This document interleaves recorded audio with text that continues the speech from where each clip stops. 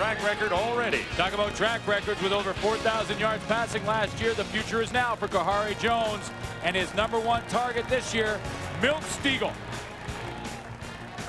Over the past decade, the Stampeders have proven to be Calgary's very favorite team. McMahon in Calgary. A perfect July evening, a little steamy at 30 degrees. As we kick off 2001 season, the forecast for this league is also sunny skies ahead. Dave Ritchie begins his 3rd season as the Blue Bombers head coach in 41 years on the sidelines. He has won a national collegiate title in the United States, the Italian League title as well, and 2 Grey Cups. Well, on the other sideline, Wale Guano is heading into his 12th season as the head coach here in Calgary, which is the longest tenure for a head coach in pro football. The next closest is Dennis Green in Minnesota and Bill Cowher in Pittsburgh, and they're heading into year 10.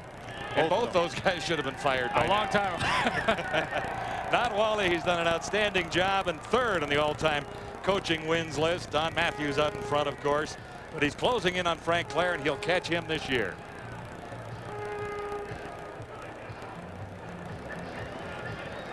Well, the Stampede City is ready for another hoedown beginning on the weekend. And the CFL is ready to get another season underway at McMahon Stadium. They've done a terrific job here. 25,000 season tickets have been sold to watch the Calgary Stampeders this year. Not bad at all when you lose your most valuable player in the league, most valuable player in Dave Dickinson at quarterback. So let's kick this thing off as Westwood gets ready for the Blue Bombers. Stampeders won the choice and decided to receive. This is Hall returning for Calgary. A newcomer out to the 32-yard line. 21-year-old or 24-year-old Ben Sankey gets his first start as a professional and steps into the job held by 3 of the best quarterbacks of all time. He has superb receivers in Travis Moore and Mark Bollrichter, a great running back in Kelvin Anderson, and a solid offensive line with big Fred Childress moving to left tackle and Thomas Ram on the other side. So it's up to Sankey now to control his emotions and get a positive start. He is listed as the starting quarterback, but not #1. This is not a bad way to begin at all. Kelvin Anderson, averaging 5.2 yards a carry, has 12 on his first of 2001. Basically newcomers in the front 7 for the Winnipeg Blue Bombers defensively. All eyes will be on Doug Brown, a late signing by the Winnipeg Blue Bombers out of Simon Fraser University, originally a first-round pick by Calgary. And in the secondary, for the first time in 8 years, Marvin Coleman is wearing a different uniform, a Bomber uniform. Of course, he was a Stampeder for 7 straight years. Kelvin Anderson out to the 50. Back-to-back carries for Anderson. This time he has 7. Not surprising at all, John, that the Calgary Stampeders are going to attack the front 7 of the Winnipeg Blue Bombers right out of the gate with the running game, with Kelvin Anderson, who in his entire career knows nothing more than 1,000 yards. I mean, this guy every single year has been over 1,000. Yeah, closing in on 6,000 career, and this is just his 6th season. So it's been a wonderful run for Kelvin Anderson through opposing defenses in the CFL since he joined the Stampeders. Well, and you got rookies across the board up front for Winnipeg. That's where they're going after him. Anderson on 2nd and 3, and they got him that time. Nowhere to go, 0 the gain. So the punter comes into the game for the first time for the Stampeders. Well, maybe he's a rookie. Maybe just a little overconfidence from the Calgary running game to go on 2nd and a long 3 with Kelvin Anderson, and the Bombers do a nice job of canceling the gaps, and it's Inoki Brechterfield that makes the tackle on Anderson. Duncan O'Mahony, number 91, 14th overall in the 2001 draft, and that's his first punt in Canadian football. Gets it out of bounds near the 29-yard line, just 31 yards. Kahari Jones begins his first full season as the Bombers' #1 quarterback. He has a brilliant receiver in Milt Stegall and a few new faces, but Troy Mills is in the backfield. That'll help. Up front, a giant new center, Brian Dyson, out of Utah State, is brand new. Bomber first down at their own 29-yard line. What a year he had. 31 touchdowns. Yeah. Second to Dave Dickinson in that category. and he didn't start all of the games. Kahari's first pass, far side. Mills passes completing the flank. Troy Mills, number 20, made the catch. Well, the front seven for the Calgary Stampeders defensively led by Big Joe Fleming, coming off a year where he recorded 7 sacks and was an All-Canadian. Alondra Johnson, one more year in the linebacking corps for him. It'll be 14 in his career. And there's the secondary. William Fields replaces Marvin Coleman on that corner. Ricky Bell at halfback had a huge training camp. Starting lineups brought to you by Midas. Keep a good thing going. Go Midas. On second down, Kahari in trouble and wrapped up at the 21-yard line. Joe Fleming celebrates. Did we just mention Joe Fleming? All-Canadian last year, Stampeders' outstanding defensive player of 2000. Well, you know, talking to him in training camp, this guy was pumped up and looking forward to it, and just a good swim move. That's where your left arm comes up over the top on Brett McNeil. Watch the swim move just to the right of your screen. That's Stewart giving the pressure off the edge, and here comes Joe Fleming right in the face of Kahari Jones. Anwar Stewart kind of set that up with some good speed from the outside. Here's Bob Cameron inside the Winnipeg 15. Darren Hall waits at the 50. This guy's got speed. He didn't get to use it that time. No score so far. Sankey gets his second chance when we return to Wendy's CFL Live. Key for Ben Sankey, the Stampeders rookie quarterback, is to get on a nice little roll. He used Kelvin Anderson very effectively on the first drive. And begins at midfield. Throws it up this time. Bo Richter the target. Got one hand on it. Drew double coverage. Nash was there, so was Tom Europe. Keys to success tonight. Well, for the Winnipeg Blue Bombers, I think we saw how Calvin Anderson was going to be involved in this Calgary offense early. So I think stopping the run and stopping Calvin Anderson, a big important factor for the Winnipeg Blue Bombers tonight. Get Sankey in sync. Young quarterback, he's got a lot of weapons around him. If he can be comfortable in the pocket, Calgary should have success. And overall, something's got to give. Both teams have pretty good opening, or both coaches anyway, pretty good opening records. Sankey completes. He's got Vince Danielson. Danielson, a nice run after making the catch to get inside the 40 and the 35. 18 yards the gain for Vince Danielson, who had 892 yards last year. Maybe the one thing that was most impressive in the preseason for Sankey was his composure in the pocket. He takes a bit of a hit. He's got some pass rush right in his face as he delivers this football, and yet he steps up in the pocket, a good strong throw to Vince Danielson, and takes a hit from Tom Europe on the safety blitz. Stampeders first down. Kelvin Anderson again, and the gain is just 2 yards. You know what's interesting? The offensive coordinator here, George Cortez, is the first time in a long time that this football team does not have a quarterback that is very familiar with the system. Now, Sankey played at the end of last year, but he only threw 4 passes. Yeah, but he was perfect, 4 for 4. But prior to that, and this, in this quarterback factory, Dave Dickinson was behind Garcia, Garcia behind Flutie. They've had lots of time to develop. This is the first year that Cortez has really had basically a rookie to deal with. Sankey shotgun, 2nd and 10, completes. Danielson again, down to the 20 for 19 yards. How about Dave Donaldson down there? His teammates call him Double D. And I love the play because, first of all, Ben Sankey gets away with one here. See Donaldson to the right of your screen. He gets jammed up in there and loses his helmet, but continues on after the football. That's the kind that the coach takes, and he makes the team watch over and over. He says, that's commitment. You go over there without your hat on, you're committed. Kelvin Anderson for a couple. Bombers were expecting him that time. Ran into Denny Fortney. Gain is just a yard.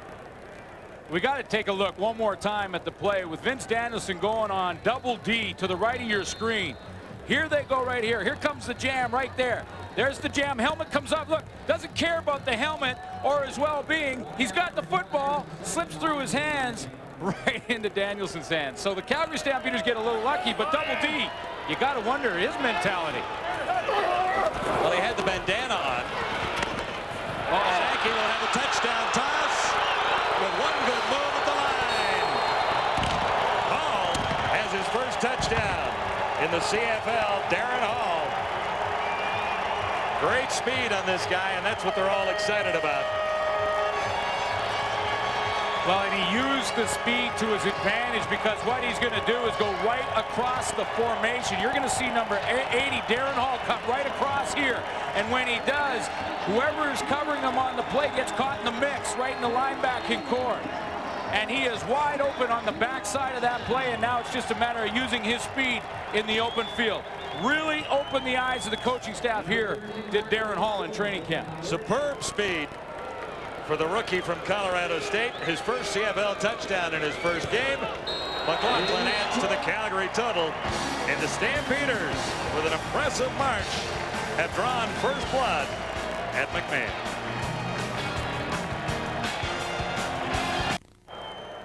Why you take a look at Brian Clark as he takes his drop into coverage. Now the key here for Sankey is he's got Darren Hall on the crossing pattern. See, Clark's right in the middle. Now hold it there. See, this is where the problem occurs. This is where the pick is going to be created. Dave Donaldson in chase gets caught in that traffic, and that opens up Darren Hall on the backside of the play, and then he just makes a move in the open field.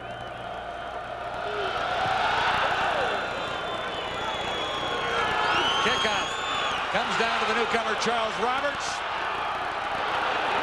Out to the 30-yard line and wrapped up by 3 Stampeders there. And Sankey has his first CFL touchdown toss, and on the play it looked rather easy. Lots to celebrate here for Sankey on his second drive. Well, it's the perfect second drive for Sankey. The first drive, he runs the ball successfully, punts it away, no damage done. Second drive, he puts together a 6-player. 3 minutes, 34 seconds, ends up with a touchdown. That'll give a young quarterback a ton of confidence. A rookie to a rookie as Darren Hall has his first CFL touchdown. 19 yards. Nice hole for Troy Mills on first down Winnipeg. Well, Troy Mills involved early in the game, and you know he will be. Interesting formation, interesting idea for Dave Ritchie here in Winnipeg. He wants to play Troy Mills, of course, over from the Edmonton Eskimos. That's where he played last year. Over 2,000 yards in his career. 5.3 average, which is very good. I mean, his best year in '94, he had over 1,200 yards in Sacramento. So they want to get him involved, but they also have Eric Blunt if they need him. Another hole opens up for Mills. Number 20, Troy Mills, And he's more than halfway to another Bomber first down. Watch Brett McNeil come out and start this play with a kick out. He's going to kick out Ray Jacobs, and that gives Troy Mills the opportunity to hit the seam. He's going to come from this side of the formation and make the kick out block right there.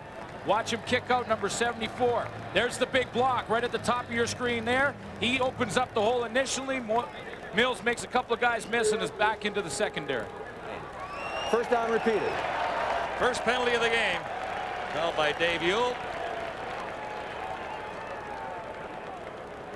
Bombers penalized for unnecessary roughness. John, last year the Winnipeg Blue Bombers were the 7th worst team in the league for penalties. 201 on the season. That can stop a lot of drives for you.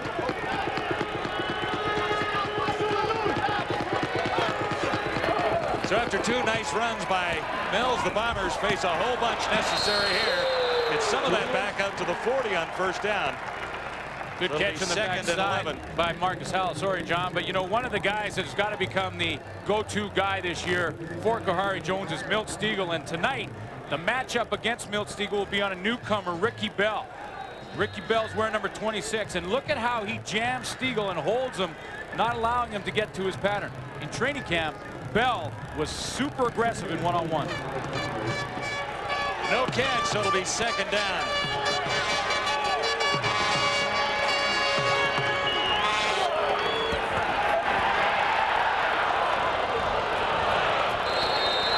Intended for Jamie Stoddard, Kahari Jones was in a lot of trouble.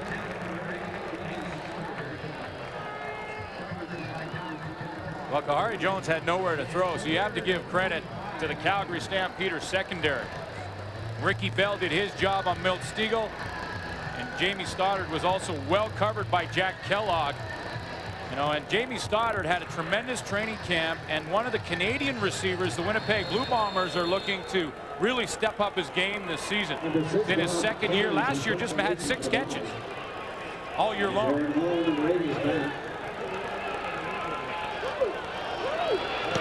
Bob Cameron. Darren Hall waits near the 45.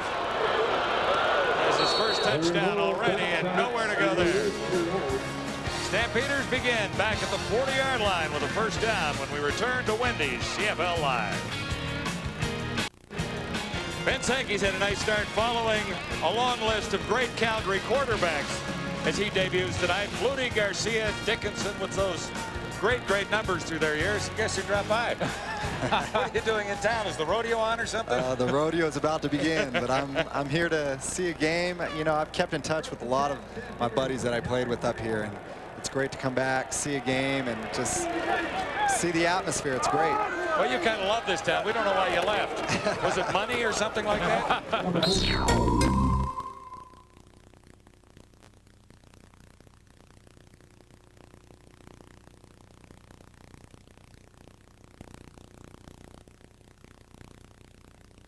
Throughout the years. I think what's helped this kid that's in right now is he's had a year under his belt, at least to study the system and get somewhat comfortable. But to have the offensive line continuously be in place and not have many changes there, and a running back and some good receivers that have been around, it's the continuity has been there so often, and you just have to make smart decisions as a quarterback, and your guys are going to make plays for you. Yeah, there was an interesting decision right there as he got it away just in time for Kelvin Anderson and gets another first down for Ben Sankey and the Stampeders. Overall, you've got to be fairly impressed with what he's accomplished in his first quarter. He's done a good job. He's led the team down the field, and they've made plays and obviously put points on the board. And so this is a good start for the kid, and he's just going to continue to grow and get better as time goes on. What about San Francisco? I'm excited about this year. We have a great opportunity to, I think, turn a lot of heads, prove a lot of people wrong. I think we finished well at the end of last year. Our defense is going to be much stronger, and offensively, I think we're going to be just as strong as we were last year, if hopefully not stronger. So I'm excited about it, and we start up in about 3 weeks. Dave, I've asked you this before, but Jeff. Excuse me, Jeff. Dave's the other one. Jeff, I went down there this year as well, but Jeff, I've asked you this before, but the quarterbacks, when you go down in the NFL and you take a look at that brand of football, and what do you say to the fans here in Canada about the quality of the game that they're watching? Well, I think they're seeing absolute high quality of football here in Canada, and I think that a lot of the players up here, many of the skilled players, if given the right opportunity, can be playing down south. There's not a whole lot of difference when you look at certain positions in the NFL. Third down gamble paid off for the Stampeders. They needed a yard and got just enough for a first down outside the 50. Kelvin Anderson again. He's not a bad running back. Kelvin, great back. And you know what? I went down. They were living right in the area when they were with the XFL Demons. I went down and had dinner with Kelvin and Travis Moore and a couple of the other guys, and you know, it's good to see them back here. Were you an XFL season ticket holder? No, I was not. Tell me a little bit about the Pro Bowl. What was that experience like? Great experience. Great opportunity to meet a lot of the guys around the league, guys you face week in and week out, and just to be considered amongst the best in the league. I think it was just a great experience for me, and one that I hope is not a first-time experience, but one that I can repeat. 2nd and 8, Sankey all the way to get it away, and maybe got a little over-anxious when he saw Travis Moore that open. That would have been a nice play there. Did I catch you cheering for your team there? You're in the booth now. You're supposed to be neutral. Is that right? Okay. I'll learn as we go. I still have a lot of red in me, though. Yeah, I bet. You know, it's interesting, and Dave Dickinson is in the crowd tonight. Doug Flutie, of course, with him in San Diego, and I went down and visited with those guys, and good chance they'll be 1 and 2, and it just continues with quarterbacks here in Calgary. So what? You go visit them, you don't come visit me? You know what? When's that gonna happen? I'm coming back. I'm going down to San Francisco this year to check out a game. I promise you. But yeah, we play San Diego in the first preseason game. It should be interesting with 3 former Calgary Stampeders on the field. leading great thing. And of course, Henry Burris in Green Bay. Henry in Green Bay. There's another great talent that came out of Calgary. It's a breeding ground. Yeah, flags down on the return. So we like the 49ers' chances this year. We should be backing you guys. So. I would, yes, definitely back us. So when Suter's doing the picks, we'll be picking the 49ers. The support. Yeah. Well, I just think. And I'll call him Jeff. Holding. You know, Dave Dickinson, Winnipeg, number Doug 5. Flutie, Jeff Garcia, all the greats out of this city, and it's nice to see you guys have a ton of success south of the border and remain sort of the best ambassadors for the Canadian Football League while you're down there. Well, without a doubt, and I think that's actually one of my jobs this year is to be the NFL rep in Canada. So I'm excited about that, and hopefully we can get some things going up here. Well, listen, enjoy the Stampede, and thanks again for dropping by. Have a great time at the Stampede. All right, always a pleasure. And a great season. Thanks, buddy. Good seeing you guys. Bombers begin deep in their own zone from the 9-yard line. First down, and there's not much for Troy Mills there.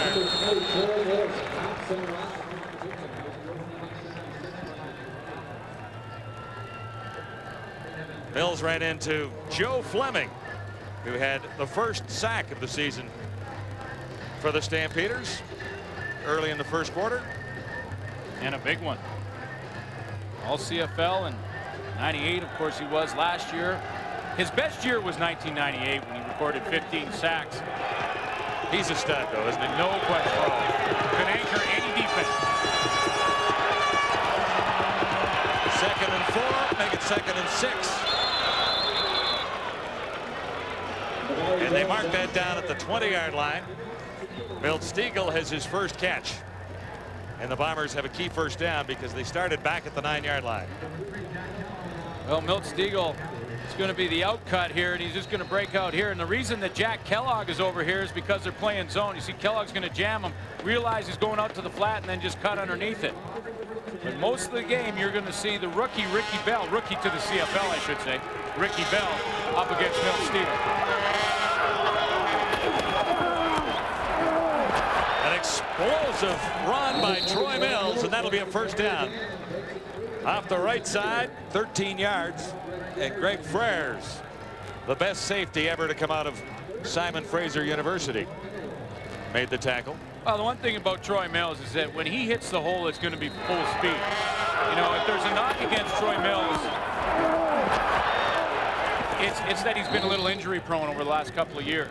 But if he can stay healthy and regain 75% of the form he had in the early years, where he was recording 1,200 yards, it'd be a great find for the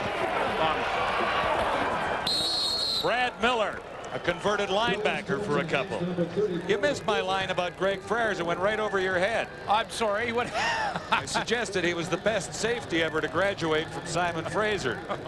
There you didn't you even go. bite. Well, he was the all-star last year, so I can't argue with you, really. Great season for Greg Frères a year ago. 7 interceptions, 2 of them went for touchdowns. That's kind of an offensive safety. Yeah, he did have a superb season. Without question. Second, a little better than 5. And that should be a first down as Arlen Bruce III hangs on for his first CFL catch, an 11-yard gain. The guy has blazing speed. Dave Ritchie says he's a keeper. Well, just as we talk about Greg Frères, Frères is going to come up and do what safeties call poach in the middle. He comes up short and he reads Kahari Jones, but Kahari Jones looks him off and he heads in that direction. If you run the, watch this. Kahari Jones looks him off, see him take off, and then he goes backside over there to Bruce III. Last play of an entertaining opening quarter. Mills again. And he's got almost 4 yards. No markers down. So Mills has been the workhorse for the Bombers. Kelvin Anderson has run effectively for the Calgary Stampeders. End of quarter number 1. Stampeders on top of the Bombers by 7. Wendy, CFL live at the quarter. And how about that? A couple of Stampeder rookies hooking up to make it 7-0. Ben Sankey tossing it to Darren Hall. Sankey, of course, with him before, but he's almost in his rookie as a starting quarterback for the Calgary Stampeders. However, he's not going to have any success, Schultz, unless they protect him, which they are. You know, some of the changes you make on a football team, the subtle ones mean everything. And when Calgary took Fred Childress from the right guard position, put him to the left tackle position, I was like, well, they're on their way, because what is the other tackle? Thomas Raham. Now you have your two best athletes on the edge.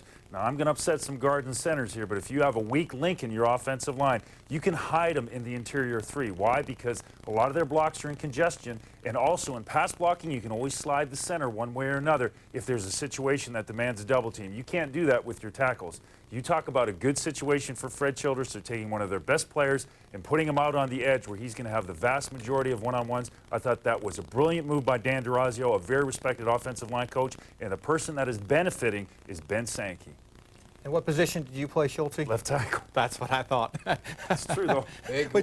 we talk about teams that are in transition, you know, in the Calgary Stampeders with the new quarterback, but clearly Winnipeg is as well, losing the 3 starting wide receivers that gave them huge yards. It looks like Dave Ritchie is reverting back to what he believes in, running the football, giving the ball to Troy Mills, trying to control the line of scrimmage. They need to just hang in there, stick with what gives them a chance to be successful, and if they can win on the road, it's a big one for them. As for the Calgary Stampeders, the team that E.T. picked to finish first in the West, they are up by a touchdown after 1 quarter. Guys, back to you. Well, we enjoyed the opening half. Lots of offense for the Calgary Stampeders. Sankey looks right at home out there. Sankey looks like he'll be the next quarterback, the next Jeff Garcia, the next Dave Dickinson, the next Doug Flutie. Well, now it's 1 quarter, Dwayne. Yeah, okay. All right. we won't go. We're impressed, but I mean, 1 quarter of 1 game does not make a Jeff Garcia. Not quite. But he did look good in that. No, he looked calm, is what he looked. He looked like he was in control of what he was trying to do. 2nd and 7. Bombers from the 53.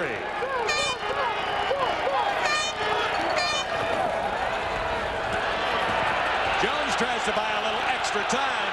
Barely got it away. And a penalty marker down in the Stampeders secondary. Heat coming that time on Kahari Jones from Jeff Traversy. John, go back to that matchup, Milt Stiegel against Ricky Bell, because that's where Kahari Jones wanted to go with the football. He audibled on the line of scrimmage to get the formation set up properly so he could get the one-on-one contact on the receiver, Calgary 26. with Milt Stiegel. And as it turns out, Ricky Bell was a little too aggressive. He gets the penalty on Stiegel because he grabbed him at the line of scrimmage, and that's why Kahari had to run to the right.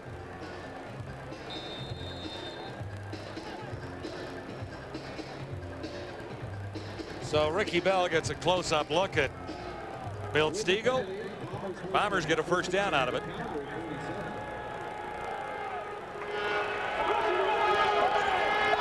This drive began at the Bomber 9.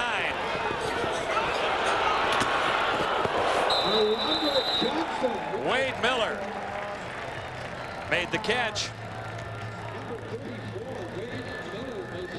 There's your first quarter statistics. 5 first downs for the Calgary Stampeders. Winnipeg not out of it and not out of the game, but you see that time of possession edge for Calgary. That can add up on you in a hurry if you're playing on defense. And one critical penalty that the Bombers took for unnecessary roughness that slowed a drive that was at least moving along on a couple of nice runs by Mills. Dave Ritchie had to fill 15 spots in the starting lineup. 15 starters from a year ago went on to other things. A lot of them to the National Football League. 3/4 of their receiving corps are gone from a year ago. Yeah, 2/3 of the linebacking corps also disappeared too. They have a pretty good feeling that Ryland Wickland will come back to the Bombers shortly. Mills is nailed for a loss. Now, Robert Gordon was one of the receivers to head south. Albert Johnson III, who was the Rookie of the Year and the Chrysler Award winner. Jeroy Simon, who had 725 yards. That's almost 3,000 yards in receiving yards. Like Tony Montana said in Scarface, that's not peanuts. 3,000 yards. After a loss of 1, this is 2nd and 1. Kahari will put it up. He's on the money for Stiegel. who got away from one tackler before being brought down by Pryor, number 37. Anthony Pryor made the tackle. Oh, what a great job by Kahari Jones to recognize the blitz and get it to his go-to guy. Kahari Jones knows if he gets man-to-man coverage and a blitz is coming to go to Stiegel, who's wide open, that wasn't Pryor's man. Pryor's the guy who made the tackle, but that wasn't Pryor's man. Stiegel was wide open. Blitz coming from safety. Greg Frere's out of the secondary. Kahari Jones read it perfect. 12-yard gain, first down, Winnipeg. Threatening for the first time. Now inside the Stampeder 25. Kahari Jones with time and a receiver. Got Stiegel again. He's inside the 20. Well, short of the first down, but positive yards. Otis Floyd got over to make the tackle. Milt Stiegel catches that one, but had Kahari Jones looked to the field in this zone defense that he was facing, he would have saw Troy Mills running down the seam untouched. Sometimes you can get locked in. There's Troy Mills, and he's going to just head off down the seam, and when he does, he gets past the linebacking core and is open for 6. But Kahari Jones is locked into his go-to guy. Stiegel only picked up 4 yards. This is 2nd and 6. Stampeder 19. Calgary leading by a touchdown. Flags go down. Kahari Jones just got it away. Incomplete at the 11. Well, there's a flag on the field right around the line of scrimmage, and the battle downfield looked fairly clean to me, and that was between Stiegel and Ricky Bell. But what a match this is becoming. Offside. Calgary 94. Second down repeated. Ricky Bell and the veteran Milt Stiegel. See Bell jam. Calgary 84. He stays in the hip pocket of Stiegel when the ball's in the air. That's when he cuts under and makes it an almost impossible catch. In fact, impossible, because he dropped it. That was Ray Jacobs jumping ahead of the play on the offside. So it's now 2nd and 1.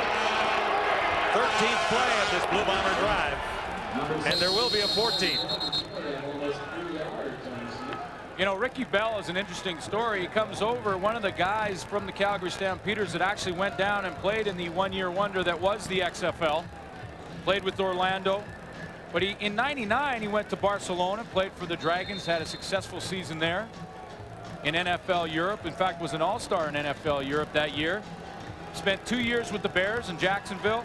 So he has some NFL, in fact, 31 games of NFL experience. So he's not a rookie, true rookie. That 1 year in the XFL makes him eligible for the alumni game next year. Oh, baby! Bombers in the end zone. Troy Mills. What a play by Kahari Jones. 12-yard touchdown for Troy Mills. It's the old-fashioned option play to the left from Kahari Jones. He's going to option the end. The end is Ray Jacobs, and Jacobs is going to come up and zap him, hit him right in the mouth. When he does, Kahari Jones in the air pitches it out to Troy Mills for the touchdown. Wow. The old extension play, the option, works for a Blue Bomber touchdown and a tie game. Wendy's CFL Live from Calgary. We're in the 2nd quarter.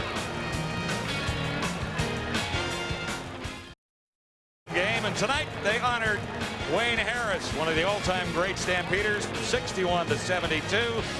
Won a Grey Cup in 71. Looks like he could still play. He's down there with Sherry.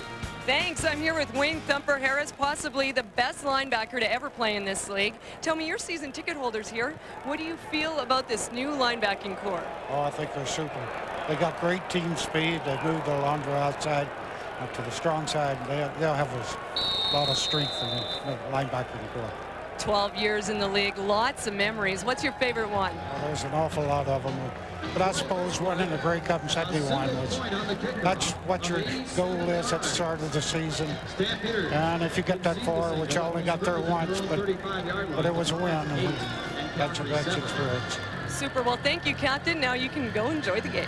Thank you. He was 4 times the outstanding defensive player in the Canadian Football League. Wayne Harris. 8-time All-Canadian. Very impressive. They call him the most outstanding defensive player in the history of this team. Yeah, and I don't think there's any question about that. Yeah. I really don't.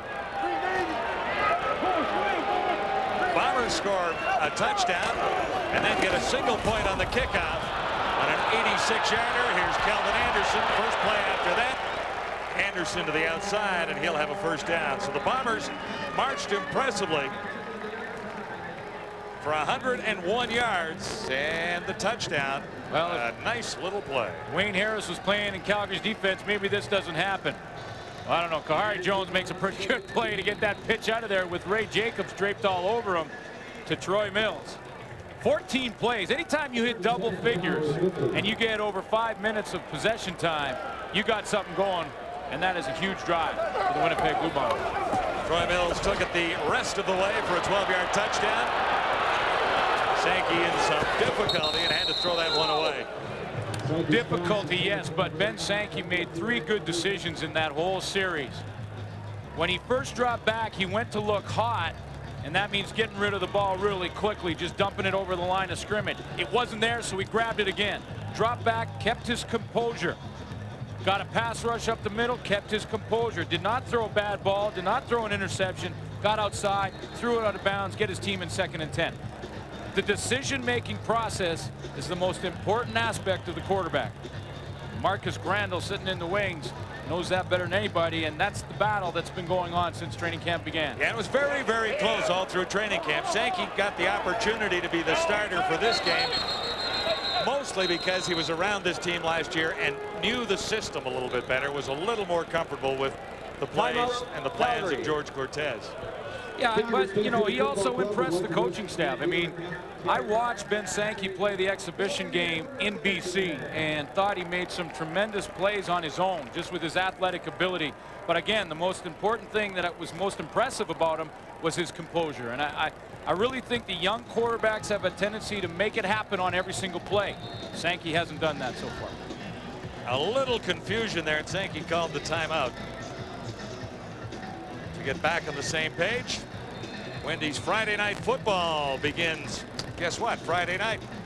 Ticats and the Rough Riders at Taylor Field. A good test for young Saskatchewan Rough Rider football team to take on the veterans over there in Hamilton, led by Danny McManus. 2nd and 10. Sankey on the money. First down. Travis Moore inside the 30-yard line. 34 yards. Sankey and Travis Moore hook up for a major gain and a key first down for the Stampeders. Here he is right here. Travis Moore. He moves to the inside to get a little closer to Ben Sankey. And 2 years ago, Travis Moore learned 3 important letters in the alphabet that have really changed his life as a receiver in this league, and that's YAC. Yak. Yards after catch. Exactly. And as soon as he figured that out, he really exploded. In fact, in the last 2 years, that's what he did last year, but in the last 2 years, over 2,600 yards, 22 touchdowns. And even with Milt Stegall last year and the number of touchdown receptions, both had 15. 3 very important letters for Travis Moore. YAC. Hey, we could do the song. YAC. Oh, no, it's YMCA. No, it doesn't quite work. I'm sorry. Injury timeout at McMahon Stadium in Calgary. Good one going so far on Wendy's CFL Live. Bombers on top by 1. Don't look like Groucho. No mustache. Well, we'll get Chris Schultz to break down week 1 in the CFL on that show. We have a lot of fun. Hope you can join us. 1st and 10 Stampeders after that huge play by Travis Moore. Sankey is down, sacked for the first time. And breaking through, a former Stampeder, Doug Brown, out of SFU, actually drafted by the Stampeders, never played a down for Calgary, but obtained from the Stampeders in a trade 2 weeks ago. It went down to Washington. Spent some time there, just to the right. Center Jamie Crysdale. And this guy's a mountain. This guy is a big boy. I mean, there's big guys. Well, he's chiseled, too. Well, yeah, there's big guys like, you know, the Big Chill, and some of these guys are big guys. This guy is a mountain. Loss of 6, Sankey facing 2nd and 16, and he's wrapped up for the 2nd time. Caught from behind. Well, he's in there again, though. I mean, big Doug Brown is the type of guy, and it's looking like in a hurry here, he's going to be the type of guy that's going to have to get the double team. 6'7", over 3 bills. And he gets a tremendous push up the middle. Just a huge push right here. Watch 97. Look at the push. Hessman's right on his roller skates, about 8 yards back in the backfield, and then Brown comes underneath. Seth O'Reilly, number 9, was also involved there. Here's Mark McLaughlin. Stampeders back into the lead. And Mark McLaughlin's field goal. We've got a great one going at McMahon on Wednesday's CFL Live. East semifinal. Bombers got a lot of confidence from this. Kahari Jones, Milt Stegall into the Ticat end zone. Just a little bit excited. That one was late. That's Ron Warner stuffing Archie Amerson. Troy Westwood wins it. Yeah, now Westwood missed early field goals for the Bombers that cost them games in the early going last season. But he got the one that counted, and this is a huge confidence builder for the Blue Bombers looking back to that Eastern semifinal. And you know what? They pushed Montreal in the final as well. Did he hold on to the ball and stay in bounds? Yes, he did. Marcus Howell made the catch along the sidelines. Very, very close, but the official down there says he was in for a 23-yard gain. And you know, with the attention that Milt Stegall is receiving from the Calgary defense, Kahari Jones sooner or later has got to start to trust the other receivers. Talking to the offensive coordinator, Rick Warman. Unnecessary roughness. Winnipeg 59. It was after the play, first down. So the Bombers get another unnecessary roughness call. That's Brandon Dyson, the rookie center, after the play. So they will get the first down, but not the yardage. Well, those are the ones that really hurt, because you have a big play, and not only the yardage that you've gained from the Marcus Howell catch, but it's also the momentum that you've gained. And now that's taken away by Brandon Dyson. He's 6'4", 300 pounds. Voted the dirtiest player in NFL Europe. Now, I don't know what that means exactly. That means inside the rules or outside the rules. Either way, he was voted that. Well, he's got an unnecessary roughness penalty here tonight. Time count violation. Winnipeg number 17. And then it's compounded. You see, and now it goes from the huge gain to Marcus Howell that's negated from the penalty, and then they tack on the extra 5 because Kahari Jones is trying to get things organized. You know, and usually when it's the roughness type penalty, Dyson's probably in there pleading his case in the huddle. Kahari Jones is trying to say, hey, that one's over, but he took too long. First and 15. Bombers have been penalized 4 times for 44 yards already. Jones with time has his target, Stegall, out near the 50. That's short of the first down. That's a catch. Now I want to show something that may happen later in this football game if Winnipeg notices it, because right now safety Greg Frères keeps sneaking up on Milt Stegall. You're going to see him over here. He's going to sneak up and actually make the tackle as Stegall comes across the middle. What Kahari Jones may notice is that the backside of that play right up top here is going to start to open up, and that's Jamie Stoddard. 2nd and 1. Troy Mills will have the Blue Bomber first down across midfield. Alondra Johnson made the tackle. It's aggressive play for Greg Frères, and it's part of the design of the Mike Roach defense to have the safety sneak up and take away some of those shorter crossing patterns from Milt Stegall. However, if you continue to do it, you open up the middle deep in behind you. So Greg Frères right now using his experience to sneak up and take away one of the top receivers in the game in Stegall, but got to be careful. Winnipeg first down right at midfield. Troy Mills again, off tackle right for about 4. Mills is getting up there in years, is he not? Well, he is, and that's the concern, and that's why Eric Blunt is also in the lineup. 2 import running backs on the same team, which doesn't happen very often. Winnipeg has the ability to do it this year because they have good Canadians like Doug Brown and other guys like that, different positions. So Troy Mills and Eric Blunt will see some time this year. Mills will be the starter. Arlen Bruce flanks to the near side. 2nd and 6 Bombers. Nice play action fake by Jones. Is it enough to fool the secondary? Markers come down. And there it is. I just mentioned it. Greg Freres once again snuck up.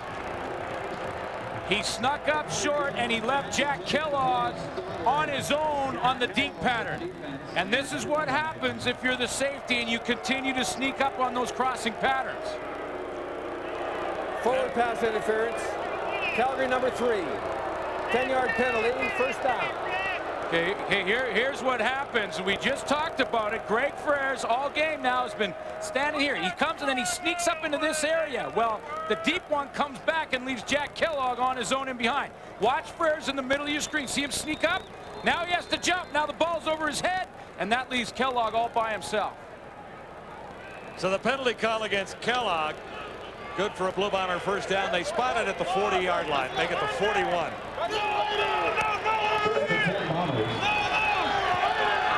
4:35 till halftime. Penalty markers are down.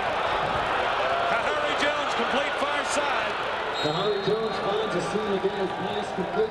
Eric Blunt made the catch for a 30-yard gain, but there's a marker down, and I think this is going against the Bombers. Yeah, it's in the area of holding. Interesting formation, though, to have Eric Blunt in there. Holding. Winnipeg number 68. First down repeated. That's Dave Mudge. You know, I like the call, though, from Dave Ritchie. Unfortunately for Winnipeg, it's one of those calls that you can only run probably once a game because you're not going to fool the defense a second time, and Dave Mudge's holding penalty takes away a big gain from Eric Blunt. So while the drive continues on first down, that's 2 key penalties and huge yardage against Winnipeg in this drive. One against Dyson and one against Mudge. First and 20. Blunt again. Run out at the 51.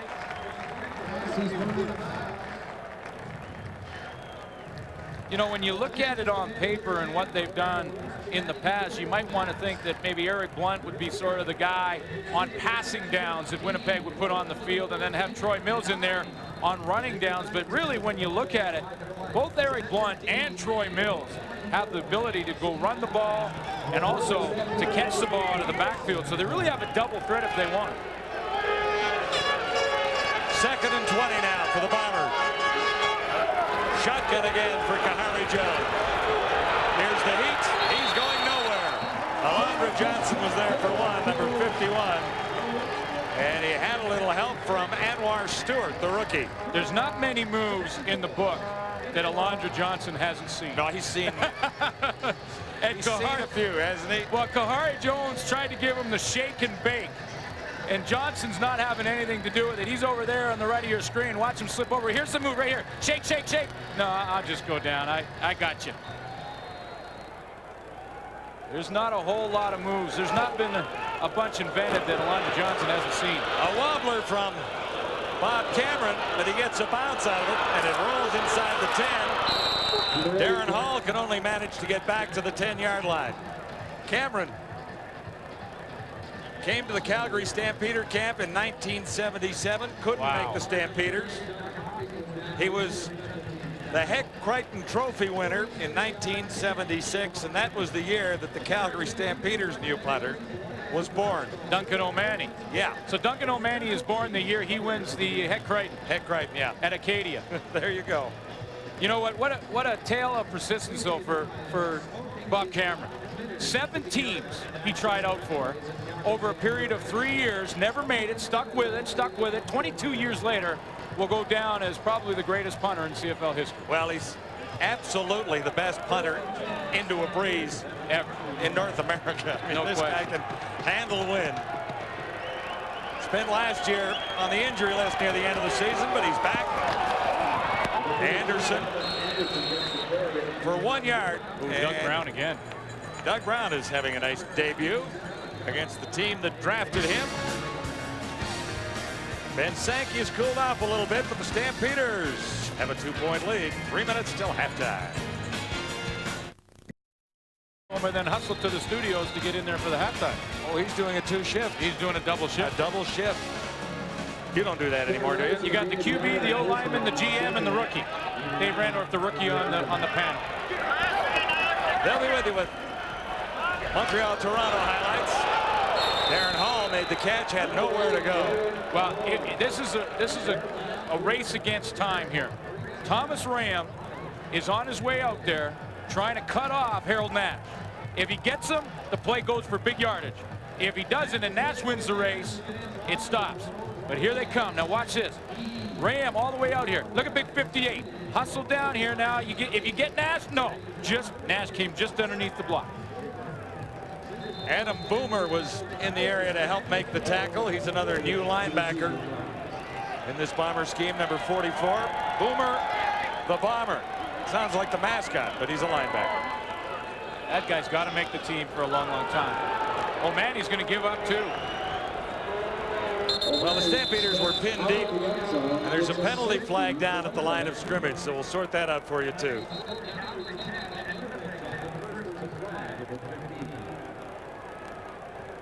O'Mahony is from County Cork, at least that's where he was born. Out of UBC. Beat out Tony Martino this year. Holding. Calgary number 34.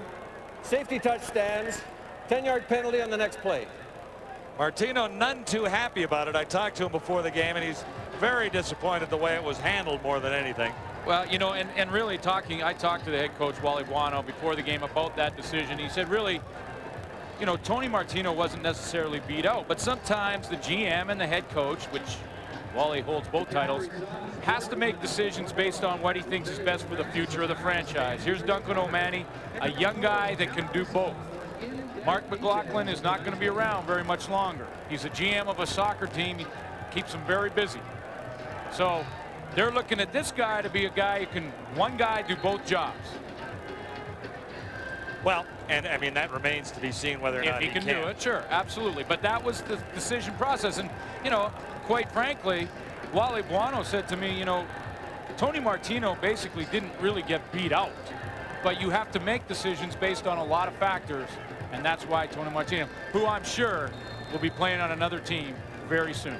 Now, you're reading the back of his sweater. It says O'Mahony, but he pronounces it O'Mahony. Yeah, we joked with him before the game saying, we have a whole year. You're still a rookie. You've got a whole year to get your name right. O'Mahony, he says. So that's what we'll try and call him. First down, Winnipeg. Troy Mills for a couple. Alondra Johnson in on the tackle. Alondra Johnson, 14 seasons, moved from the middle out to the strong side. He pretty much knows how to play in the linebacking core, though, regardless of the position. And only one player has more tackles than Alondra Johnson since they started recording him, and that's Willie Pless. Kahari Jones on target far side for Mills, who fights for a first down and comes up a little bit shy, I do believe. Decision time for Dave Ritchie. 1:51 till halftime. Well, plenty of time, you know, with a tie score to move down and get some more points before the half. But, you know, what is it, a short yard? Long yard? Well, that's a big difference between a short yard and a long yard. Well, they're going. It's a yard, Glenn. Okay. Okay. And we'll decide if they make it or not, whether it was a short yard or a long one. Kahari Jones keeps. He should have it. Walked right in behind Brandon Dyson.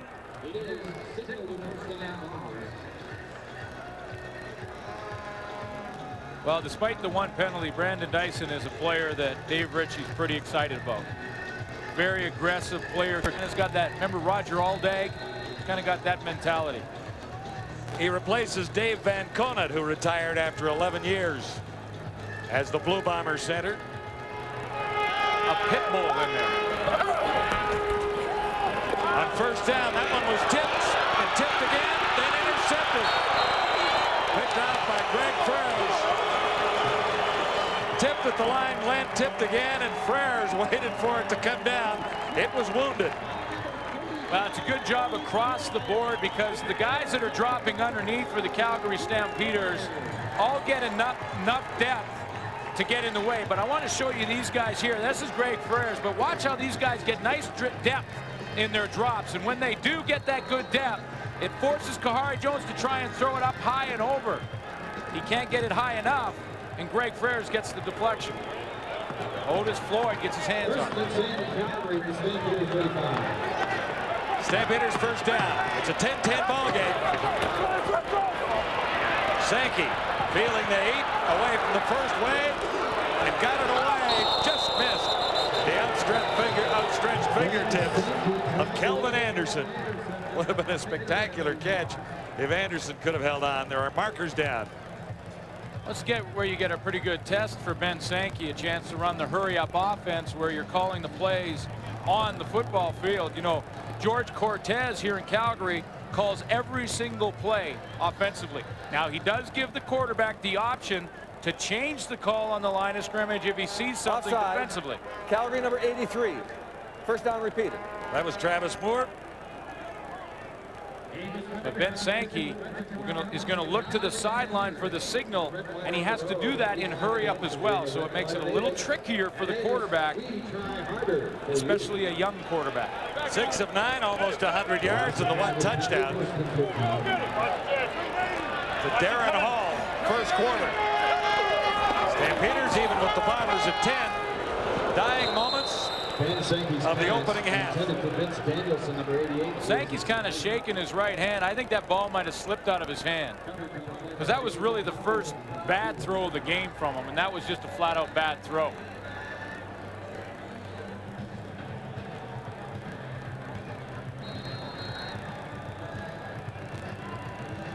Danielson was coming across, and he had him open, and he just slipped out of his hand.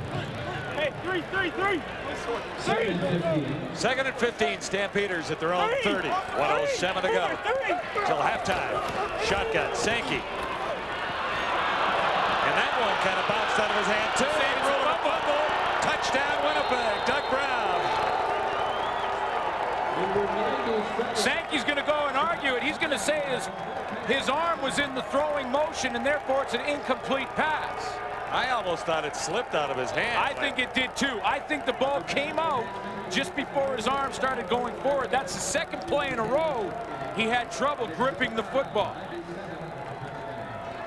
You take a good look at this now. Did Ben Sankey have control and look like he was throwing the ball? Here he goes. He's got it now, both hands. He drops that left hand off the ball. And that ball came out of there. And then his Fortney had him wrapped up when it hit the ground, and Doug Brown got the one hopper. So the Bombers take the lead at 17-10 on a touchdown run by Doug Brown. Watch again as Brown scores the touchdown. Yeah, watch big Doug Brown. He's guy who's going to get it. Denny Fortner, number 9, he has Ben Sankey. That's a Winnipeg bounce right there. That's one hop. So what do you think on a hot, sweaty night out there? It's a wet Wilson that slips away from Sankey. I tell you, I used to watch Ken Austin back in Saskatchewan days with the new footballs and the film that is usually on them. He would scrub the balls before the game. Now, I'm not sure if it's the same now. I mean, I see the quarterbacks working the balls in warm-up. But when it gets hot and your hands get sweaty, yeah, absolutely. That ball, that pigskin can get slick. I'll get it out. Tough to tell because he's.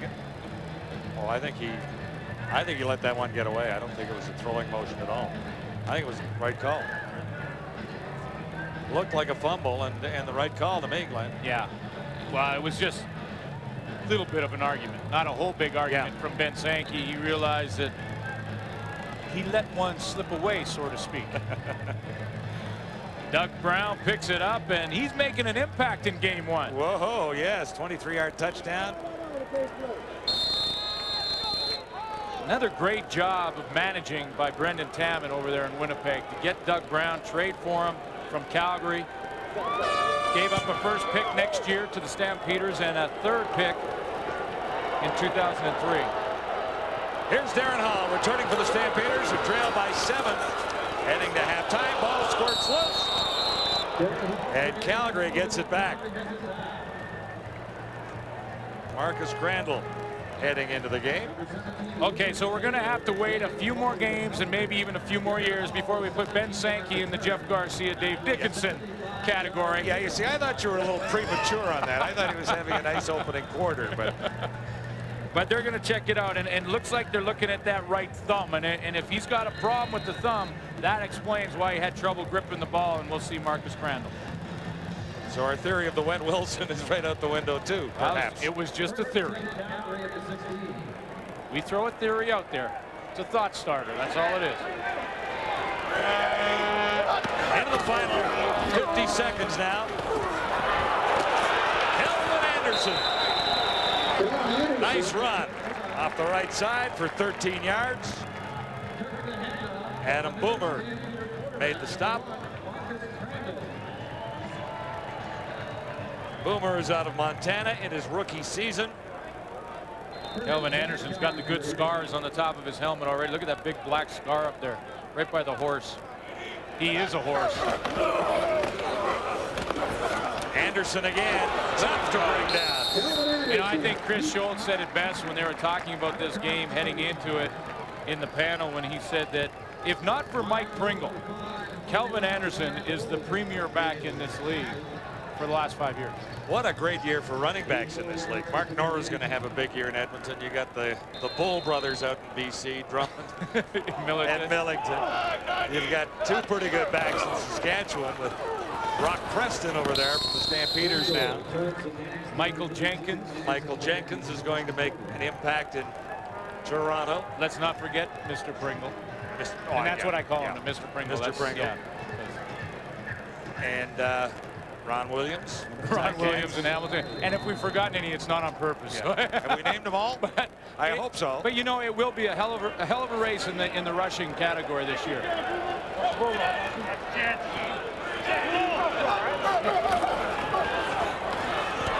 Crandall on the money for Vince Danielson to get in field goal range. And Coleman over to make the tackle and save what could have been further damage. So they're now with 4 seconds left on the clock. Got a chance for 3 points here, and I think they've got to do it right now. Here comes McLaughlin out onto the field. 4 seconds till halftime. The tee goes back 7 yards from the center if you're going to kick a field goal. So it looks like about a 51-yarder.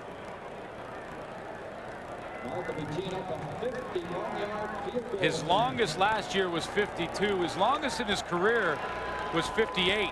But that was many moons ago. We're talking 1988. His rookie season when he hit a 58-yarder. Last year, longest 52.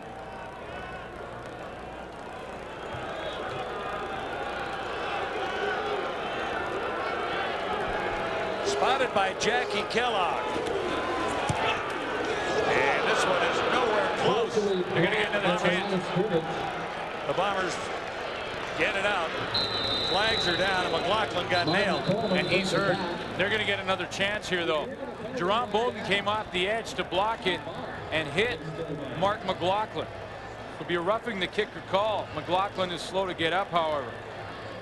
So maybe Duncan O'Mahony will get a shot at one here. Major foul. Roughing the kicker. Winnipeg 21. First down. Penalties have been costly to the Bombers. They have the lead, but have taken some penalties tonight that have cost them points as well.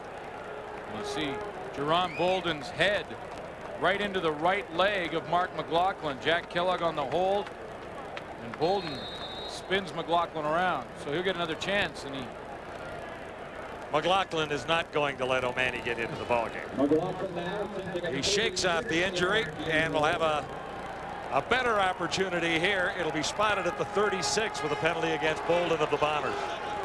So a chance for 3 more for the Stampeders. McLaughlin, no mistake.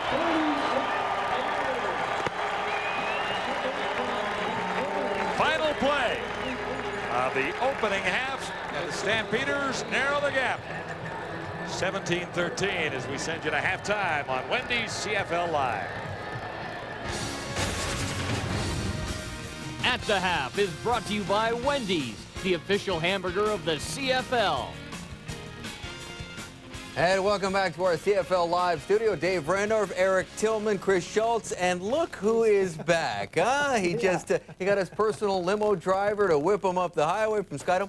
No problems getting up here. Everything will go okay. None whatsoever. Just couldn't look forward to get back here, start handing you off the football. All right, Matt Dunning is with us, so we are now at full strength here in the CFL Live studios. Although you kind of joined us midway through the second quarter, so we'll kind of talk about this game. We'll talk to you about the other one a little bit. Take notes. Okay, you take some notes, and we'll talk about this one. Doug Brown, the Canadian kid out of SFU from Port Moody, BC, scoops up that fumble, and right now he is the difference. The Bombers, despite that late field goal there, still have a 4-point lead at the half here, Schultz. You know surprised? I'm a little bit surprised, but I'll tell you what right now.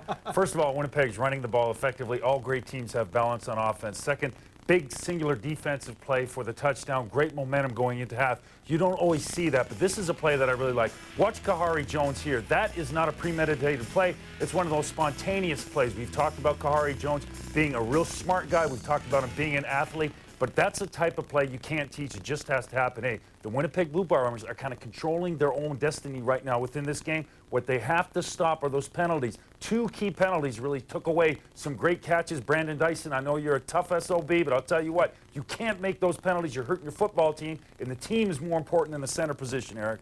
Chris, good points. You know, football games are made up just a lot of little different segments, and probably something that was overlooked right before halftime was a key, I think, to this game. At the 3-minute mark, Winnipeg punted to Calgary. Calgary gets the ball at the -10. What do? The defense stiffens, forces them into 2 and out, backs them up, forces a safety. That's 2 points. Playing good defense when the opposition is backed up is so critical. Those 2 points could end up being the difference in the game, Dave. I don't know about you guys, but it is strange watching a Calgary Stampeders game. No Alan Pitts out there for the first time in 11 years. As many of you know, he was released by Wally Buono during the offseason. Did not take it well, went home to the California area, didn't talk to many people about football, although it was nice to read in Calgary this week. He phoned Wally Buono himself and wished he and the Stamps the best of luck this season. Looks like they'll need it because they are in a ball game down by 4 at the half. Hey, you want to go to a CFL game? Well, here are the numbers to call around the CFL. Pick your favorite team and start dialing. We got plenty more. And Wendy's at the half.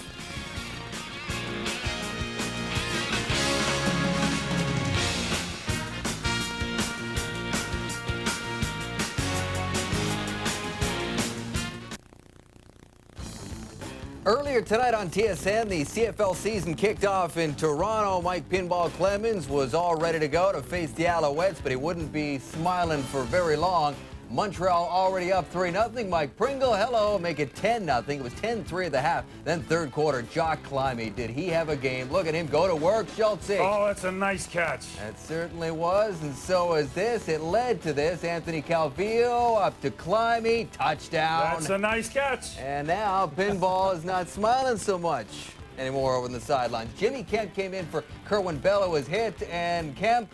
It's an easy catch. It's an easy catch. One of 3 picks that Kemp threw in relief of Bell, who was hurt for the second half. He says he'll be fine and ready for next week's game against Winnipeg, 27-3. Yes, the scoreboard tells the whole story. And oh, by the way, Mike Pringle, just another ho-hum 100-yard rushing game, the 61st of his career. The legendary George Reed played 13 seasons.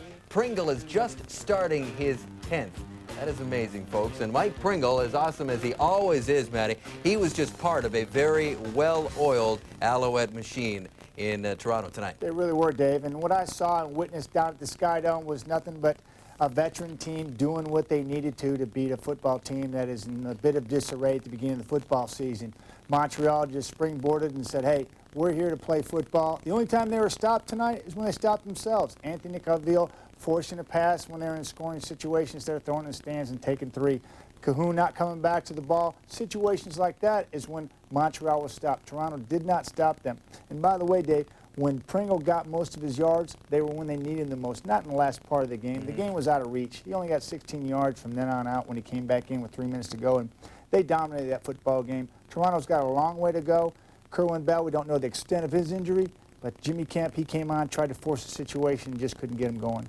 You know what was interesting too, Matty? I mean, Toronto, they only really gave up about 20 points on defense. Just you had them one pitch that late in the game for the touchdown. Usually if you hold a team to 20 points, that offense should score 20 points. And also, Michael Jenkins only had 33 yards rushing.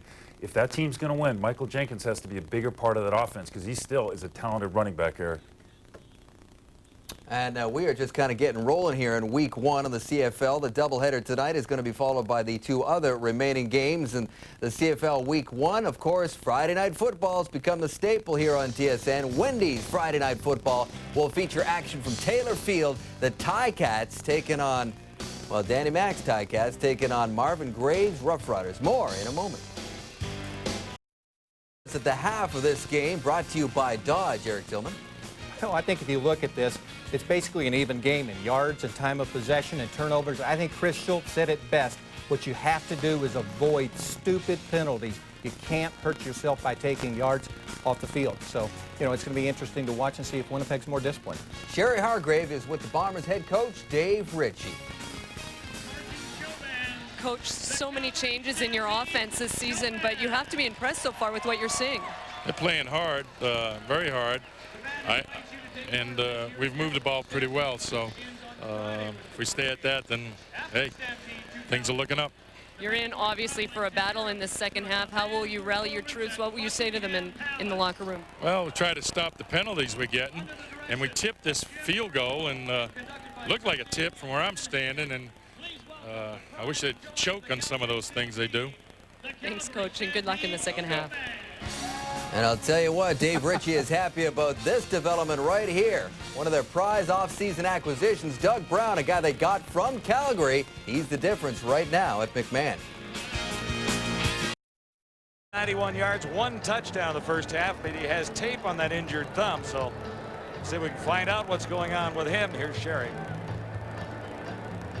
Coach, what is the status on the injured Ben Sankey? Well, Ben right now is jammed his thumb, and he's having a little bit of a problem squeezing the football. So Marcus is going to go. He's ready to go, and we're fortunate to have him here. Your thoughts on Sankey's performance, though, in the first half? Well, I thought it was good. Like I say, it was unfortunate that the fumble. Otherwise, we'd be going into the half lead. But Winnipeg's playing a good game. It's quite an interesting game. Thanks, Coach. Good luck. So they'll go with 1A. 1 and 1A. 1 and 1A. Yeah. Marcus Grant will get the rest of the way unless something happens to him. He has more CFL experience than Sankey. 3 years around the league, but he hasn't played a great deal. Not by much. You know, I mean, he was in Edmonton in 1999, played 13 games, or was in the lineup for 13 games. Maybe his best game was against Calgary in the West semifinal in 99. 10 of 14 for 137 yards in that game. So a little experience in the playoffs as well. Second half is underway. Marvin Coleman gets to return against his old team for the first time. He's out across the 30 to about the 34-yard line. 18 on the return.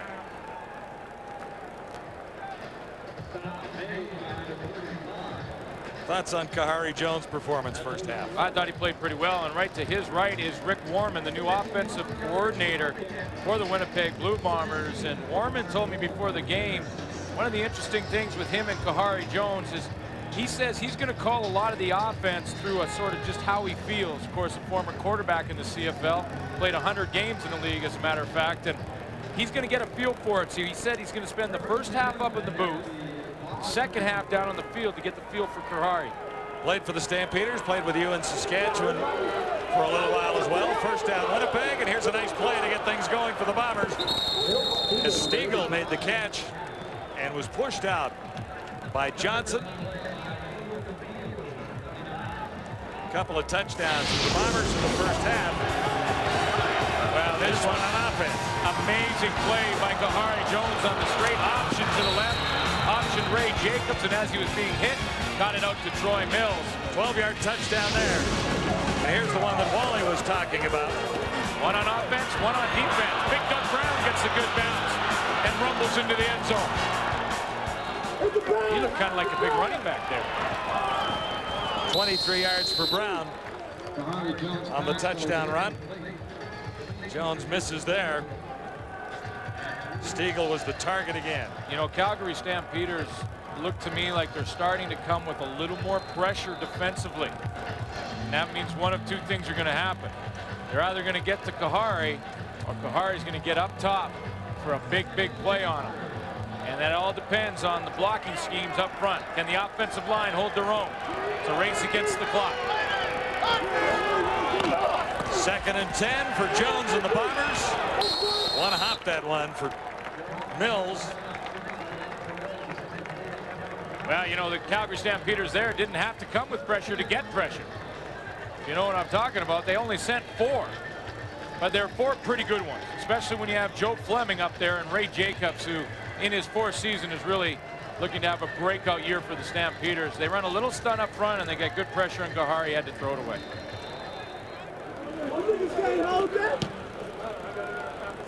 Cameron's kick down near the 30. This is Darren Hall returning away from one tackler and then dragged down by Wade Miller. 38 on the punt, 10 on the return. It's the Bombers by 4 on Wendy's CFL Live. Calgary, and let's bring in Sherry Hargrave. I'm with Sig Gucci, the current owner of the Calgary Stampeders. Tell me, what is the status of the sale? Well, I think we're moving along. I think that it's important that everybody recognizes this fella is a very committed football fan, and as such, I think he's going to do a heck of a job here in Calgary. Sig, you must be pleased with how well this team is doing both on and off the field since you've taken it over. Oh, I got to tell you, I really am. I mean, when you think of where this team came from, it's just amazing. I got to figure, you know, working stiffs built this team. I'm just glad I was a part of it. But by the same token, every working stiff gets a day to retire, and I pick now. Thanks, Sig, and good luck with the sale. Well, thank you. I pick now. Now here's a good thing. He's been a terrific owner in the Canadian Football League. It's nice to see somebody have success and sell a football team in this league and make some cash out of it. You're going to make some cash out of it, and what a job he has done. And this is really Calgary's team. No doubt about it. It's Calgary's favorite team. Absolutely. Kelvin Anderson had 3. This is 2nd and 7. Crandall right at midfield has his target. Travis Moore. Good solid throw by Marcus Crandall to throw the curl to Travis Moore, who's working one-on-one on Jerron Bolden. You talk about matchups. Ricky Bell on the other side defensively for Calgary against Milt Stegall. Well, this is what Winnipeg's defense is trying to do. Get 21 Jerron Bolden, their best cover man, against Travis Moore, best Calgary receiver. Moore wins that battle. 13 yards. First down, Stampeders. Kelvin Anderson again picks his way around the corner. Anderson, what a great run inside the 35 to about the 33. And he made most of that himself. He just followed the blocks and slid it to the outside. Well, and this is why when you change quarterbacks in this Calgary offense, you don't really change a whole lot because of number 32. He's a consistency. No matter who's under the center, Kelvin Anderson is standing behind him, and look at what the 2 running backs have done. Almost 100 for Anderson. When he gets 100, the Calgary Stampeders win. That's it. Stampeders are trailing right now. A few more for Kelvin Anderson. 5 times over 1,000 yards in his 5 years. Ran well against BC last week. 6 touchdowns last year. 1,331 yards from scrimmage for Kelvin Anderson. And was pushed in training camp this year by a young guy by the name of Antonio Warren,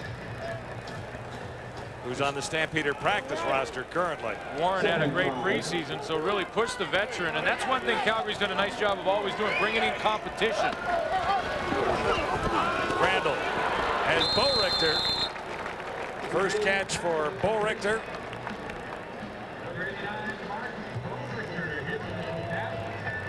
Moving into Alan Pitt's spot, so he's following a legend, the CFL's all-time leading receiver, Alan Pitts.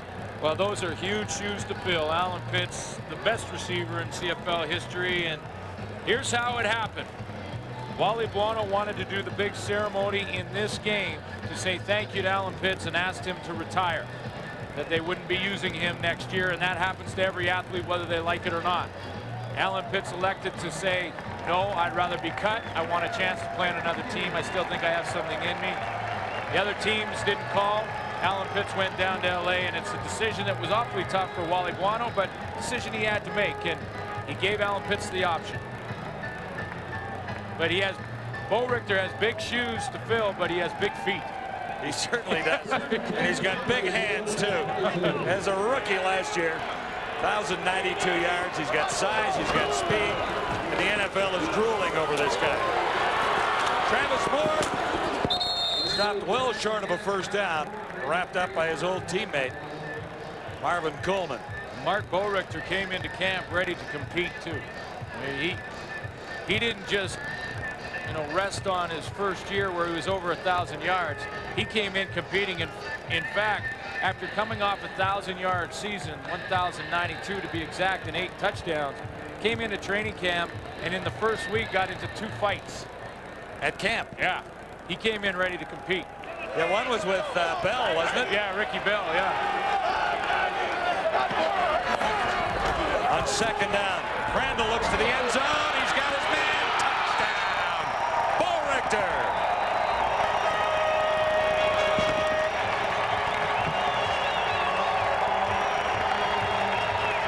I like the way this guy plays the game. You also really like the guy from a small college. Absolutely. Dad was the athletic director down there. Hastings College in Nebraska. Where's that, you ask? In Hastings. No, it's in Hastings. Yeah. Hastings. But then you got to find Hastings. Well, he was going one-on-one on Jerron Bolden, too. So he beat Winnipeg's best in the coverage category.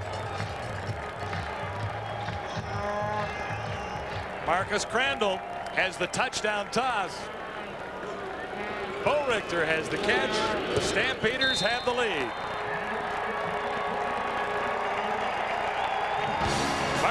Marcus Crandall didn't start this one, but he's been perfect so far, and now has a touchdown as the Stampeders move in front by 3. The Bombers are coming with everybody. There's Tom Yer. Brian Clark's going to go here. And slide protection from the offensive line. They're just going to move this way, and when they do, they pick up the blitz. Look at the nice slide to the left. Marcus Crandall, tons of time to throw the ball and a lane to throw it in, and Bo Richter comes up with the big catch. Stampeders in the lead again. Bombers ready to return. This is Eric Blunt. Picked his way through, got across the 40 to about the 41. 26 on the return.